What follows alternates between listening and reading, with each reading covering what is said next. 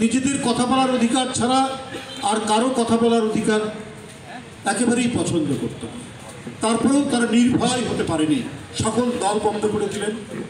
সংবাদপত্র পড়ার এবং লেখার, মত প্রকাশ করার যে স্বাধীনতাটুকু ছিল সেটাও বন্ধ করে দিলেন। এক ঘন তমসার মধ্যে আমাদের বসবাস করতে হবে। এরপরে হলো চক্রান্ত এবং ষড়যন্ত্রের একটার পর একটা পালাবদল। ৭৫-এর ১৫ই আগস্ট যারা ক্ষমতায় আসলেন তারা সেই শেখ মুজিবের সরকারেরই আরেকটি অংশ সম্পূর্ণরূপে। একেবারে ছোট মন্ত্রী থেকে শুরু করে বড় মন্ত্রী পর্যন্ত এই পাল্টাপাল্টির মধ্যেই জনগণ তার মুক্তির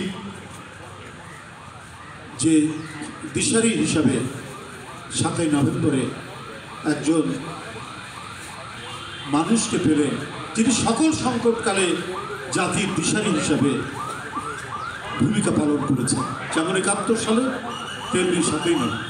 কারণ ৩রা নভেম্বরের ঘটনা আমাদের ছাত্রনেতা বলছিলেন, এর মধ্যে দিয়ে মানুষের মনে আবার আতঙ্ক হলো, আবার কি বাকশাল ফিরে আসবে, আবার কি বিরোধী রাজনৈতিক সত্তা নিশ্চিহ্ন হয়ে যাবে, রাজনৈতিক ব্যক্তিত্ব সিরাজ শিকদারের মতো ক্রস ফায়ারের শিকার হবে।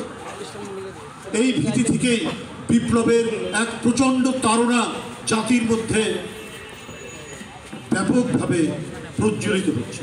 তারই বহিঃপ্রকাশ ৭ই নভেম্বর।